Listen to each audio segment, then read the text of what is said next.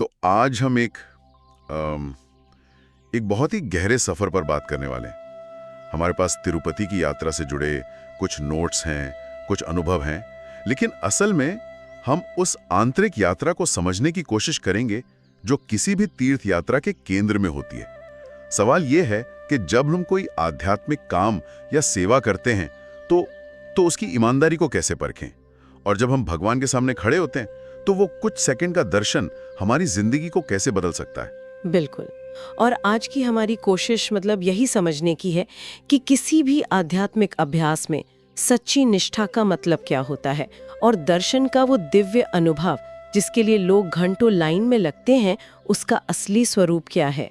क्या वो सिर्फ आंखों से देखना है या कुछ और है। चलिए इसे थोड़ा परत दर परत खोलते हैं। हाँ, तो सबसे पहले बात करते हैं सेवा की। अक्सर मन में यह सवाल उठता है कि हम जो कर रहे हैं वो सही भाव से कर रहे हैं या नहीं। मतलब हम कैसे जाने कि हमारी कोशिश में ईमानदारी है, क्योंकि कभी कभी हम काम तो बहुत करते हैं पर अंदर से एक खोखलापन महसूस होता है। ये बहुत ही व्यवहारिक सवाल है। हमारे स्रोतों में सच्ची निष्ठा के 3 मुख्य संकेत बताए गए हैं, और ये कोई अलग अलग बातें नहीं है, बल्कि एक ही अनुभव के 3 चरण हैं, ऐसा समझ लीजिए। पहला है उत्साह, पर ये वो वाला उत्साह नहीं है जो किसी नई चीज को शुरू करते हुए 5 मिनट तक रहता और फिर खत्म। ये एक स्थायी आनंद की स्थिति है। स्रोत कहते हैं कि अगर आपके प्रयास में ईमानदारी है तो सुबह उठने से लेकर रात को सोने तक एक निरंतर ऊर्जा बनी रहती है। अच्छा, तो ये एक तरह की भीतरी ऊर्जा है जो खत्म नहीं होती। और आपने कहा कि ये पहला चरण है, इसके बाद क्या होता है? बिल्कुल। और देखिए ये सब कैसे एक दूसरे से जुड़ा है। जब आप में सच्चा उत्साह होता है तो वो काम आपको बोझ नहीं लगता, बल्कि और ऊर्जा देता है। और जब कोई चीज आपको ऊर्जा देती है तो स्वाभाविक रूप से आप उसे बार बार करना चाहते हैं।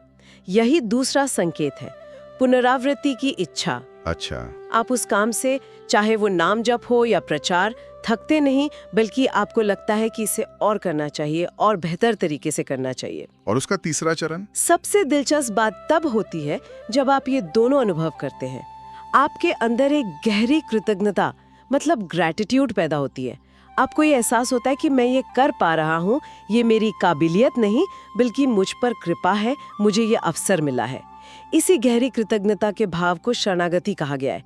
तो उत्साह से दोहराने की इच्छा और उस इच्छा से गहरी कृतज्ञता। ये बात सुनने में तो बहुत अच्छी लगती है कि उत्साह और कृतज्ञता होनी चाहिए, लेकिन इसका एक दूसरा पहलू भी है ना, जो शायद ज्यादा आम है। अगर सेवा करते हुए चिंता, एंग्जाइटी और थकावट महसूस हो तो जब कोई बड़ी जिम्मेदारी लेता है तो थोड़ा तनाव तो स्वाभाविक है। क्या स्रोत ये कह रहे हैं कि भक्त को कभी तनाव महसूस ही नहीं करना चाहिए? नहीं, आपने बहुत सही मुद्दा उठाया। स्रोत ये नहीं कहते कि आपको कभी चुनौती महसूस नहीं होगी, लेकिन वो चिंता और चुनौती में फर्क करते हैं।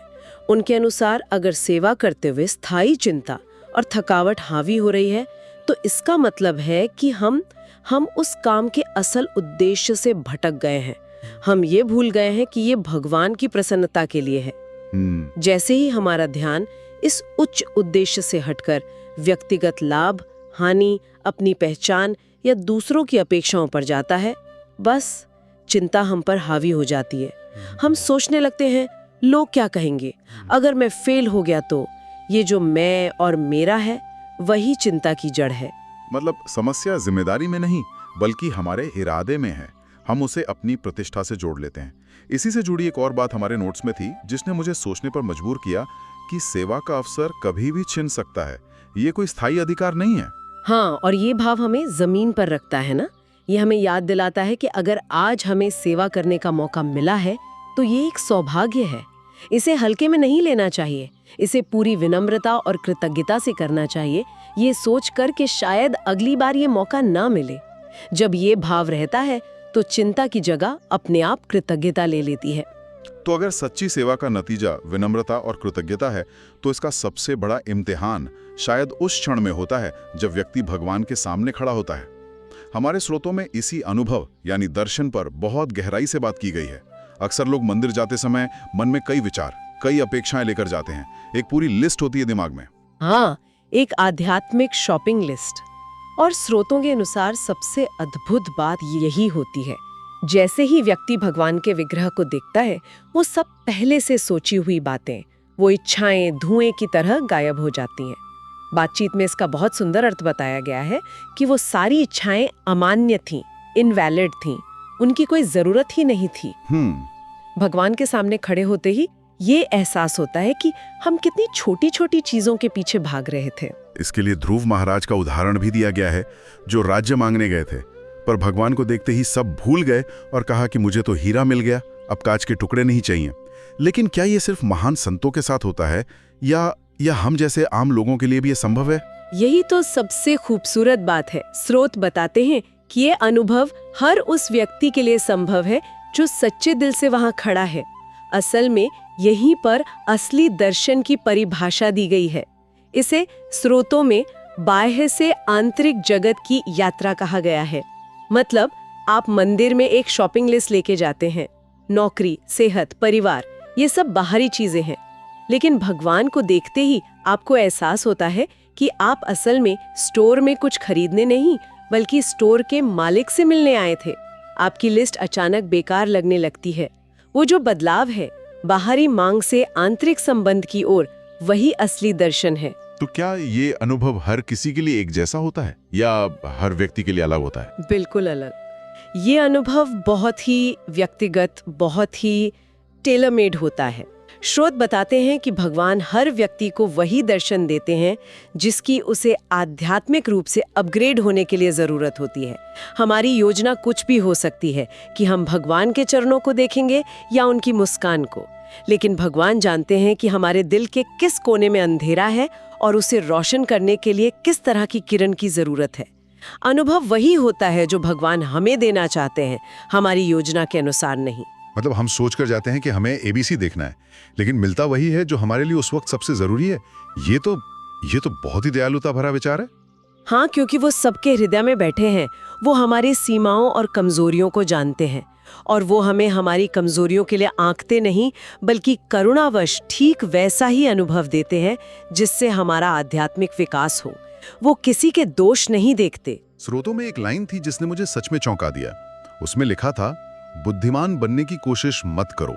ये बात थोड़ी उल्टी लगती है, क्योंकि हम तो हमेशा हर चीज को समझने की, उसका विश्लेषण करने की कोशिश करते हैं। दर्शन के संदर्भ में अपनी बुद्धि को किनारे रखने का क्या मतलब हो सकता है? इसका मतलब है कि दर्शन करते समय अपनी बुद्धि या तर्क का इस्तेमाल नहीं करना चाहिए। ये एक इंटेलेक्चुअल एक्सरसाइज नहीं है, ये एक इमोशनल एक्सपीरियंस है। बुद्धि लगाने का मतलब है आप सोचने लगते हैं, अच्छा, शास्त्रों के अनुसार पहले चरणों को देखना चाहिए, फिर नाभि, फिर छाती। इस प्रक्रिया में आप दर्शक बन जाते हैं, भागीदार नहीं। अच्छा, तो आप एक चेकलिस्ट फॉलो करने लगते हैं और उस पल के जादू को खो देते हैं। बिल्कुल। स्रोत कहते हैं कि भाव ये होना चाहिए कि मुझे बस भगवान के चरणों में गिर जाना है, न कि मुझे चरणों को देखने की प्रक्रिया का पालन करना है। जब भाव समर्पण का होता है तो दर्शन अपने आप सही होता है। बुद्धि एक दीवार खड़ी कर सकती है, जबकि भाव एक पुल बनाता है। इसी संदर्भ में रागात्मक भक्ति का विचार आता है। रागात्मक भक्ति, इसे थोड़ा और समझाएंगी? हाँ, देखिए, विधि भक्ति होती है नियमों और प्रक्रियाओं का पालन, जैसे स्कूल में अनुशासन। ये जरूरी है पर मंजिल नहीं। रागात्मक भक्ति उस बच्चे के प्रेम की तरह है जो अपनी माँ के लिए महसूस करता है। वो स्पॉन्टेनियस है, सहज है, नियमों से बंधा नहीं है। तो स्रोत ये कह रहे हैं कि जब हम दर्शन के समय प्रक्रियाओं में उलझ जाते हैं तो हम विधि में फंस जाते हैं और राग यानी उस सहज प्रेम के अनुभव से चूक जाते हैं। यह बहुत दिलचस्प है। और स्रोतों में कुछ ऐसी चीजों का भी जिक्र है जो ध्यान भटका सकती हैं, जैसे कि पुजारी को फूलमाला चढ़ाने की प्रक्रिया या प्रसाद और चरणामृत लेने पर बहुत ज्यादा ध्यान केंद्रित करना। ये सब तो भक्ति का ही हिस्सा माना जाता है। हाँ, लेकिन ये सब सहायक क्रियाएं हैं, मुख्य क्रिया नहीं। मुख्य क्रिया है भगवान के साथ एक संबंध स्थापित करना। होता यह है कि उस लेन देन में दर्शन का कीमती समय निकल जाता है और हमारा ध्यान बढ़ जाता है। हम भगवान को देखने के बजाय ये सोचने लगते हैं कि पुजारी ने मेरी माला ली या नहीं, मुझे प्रसाद मिला या नहीं।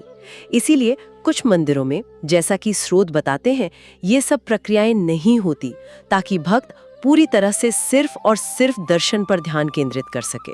यानी उद्देश्य किसी विधि या लेन देन में उलझना नहीं, बल्कि एक पल के लिए ही सही भगवान के साथ पूरी तरह से जुड़ जाना है। बिल्कुल, भाव सबसे महत्वपूर्ण है। अगर अंदर समर्पण का भाव है तो भगवान वैसा ही रूप प्रकट करते हैं जैसा भक्त देखना चाहता है। स्रोत में यहाँ तक कहा गया है कि अगर भक्त का भाव सच्चा है तो पत्थर का विग्रह मुस्कुरा भी सकता है, और वो मुस्कान सिर्फ उसी भक्त को दिखाई देगी, किसी और को नहीं।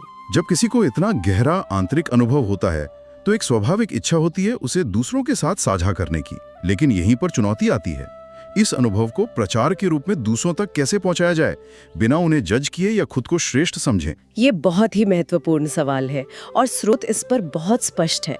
वो कहते हैं कि प्रचार का आधार करुणा है, अहंकार नहीं। प्रचार तभी संभव है जब हम ये समझे कि हर व्यक्ति की मानसिक स्थिति, उसकी परवरिश, उसके अनुभव अलग हैं। हर जीव एक अलग यात्रा पर है। हम एक ही बात सबको एक ही तरीके से नहीं बता सकते। एक ही दवा हर मरीज के लिए काम नहीं करती। इसके लिए श्रील प्रभुपाद की प्रचार शैली का उदाहरण दिया गया है। उनका तरीका क्या था? वो कैसे इतने अलग अलग लोगों से जुड़ पाएं? उनका मूल सिद्धांत ही करुणा था। स्रोत बताते हैं कि वो सहानुभूति यानी सिंपैथी और समानुभूति यानी एम्पैथी के बीच के अंतर पर बहुत जोर देते थे। सहानुभूति का मतलब है किसी के लिए बुरा महसूस करना।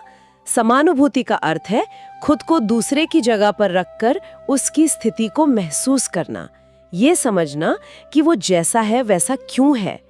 इस भाव से हम किसी को जज नहीं करते। हम ये नहीं सोचते कि ये गिरा हुआ है, बल्कि हम ये सोचते हैं कि इसकी परिस्थितियों में शायद मैं भी ऐसा ही होता। तो प्रचार का आधार किसी की गलतियां निकालना नहीं, बल्कि करुणा के साथ उसे समझने की कोशिश करना है। लेकिन ये व्यवहारिक रूप से बहुत मुश्किल हो सकता है। जब हम देखते हैं कि कोई कुछ गलत कर रहा है तो उसे सीधे सीधे बता देना ज्यादा आसान लगता है। आसान लगता है पर प्रभावी नहीं होता। स्रोत चेतावनी देते हैं कि अगर हम छोटी छोटी बातों पर बहुत ज्यादा कठोर हो जाएंगे तो हम दूसरों के प्रति करुणा खो देंगे। हम प्रचारक की जगह पुलिस वाले बन जाएंगे। हमारा काम किसी को नीचा दिखाना नहीं, बल्कि उसे ऊपर उठाने में मदद करना है, और वो सिर्फ प्रेम और करुणा से ही संभव है। तो आज की इस पूरी चर्चा को अगर समेटें तो कुछ बहुत गहरी बातें सामने आई हैं। सच्ची निष्ठा की पहचान बाहरी दिखावे से नहीं, बल्कि भीतरी उत्साह, उसे और करने की इच्छा और बढ़ती भी कृतज्ञता से होती है। और असली दर्शन आंखों से कुछ देखने की क्रिया नहीं, बल्कि एक आंतरिक परिवर्तन है। ये हमारी सांसारिक इच्छाओं की लिस्ट को फाड़कर फेंक देने जैसा है। और उस दर्शन को पाने के लिए बुद्धि के घोड़े दौड़ाने से ज्यादा जरूरी है दिल से समर्पित होना। और आखिर में जब इस अनुभव को दूसरों से साझा करने की बारी आती है तो उसका सबसे अच्छा और एकमात्र तरीका करुणा और समानुभूति है। बिल्कुल। स्रोतों में एक विचार ये भी है कि तीर्थ यात्रा समाप्त होने के बाद असली यात्रा शुरू होती है। मंदिर में मिला अनुभव एक चिंगारी की तरह है। अब सवाल ये है कि उस चिंगारी को अपनी रोजमर्रा की जिंदगी में एक स्थायी आग कैसे बनाया जाए। ये एक विचारणीय प्रश्न छोड़ जाता है, एक गहरा लेकिन अस्थायी अनुभव। जैसे कि कुछ सेकंड का दर्शन रोजमर्रा की जिंदगी में स्थायी बदलाव कैसे लाता है।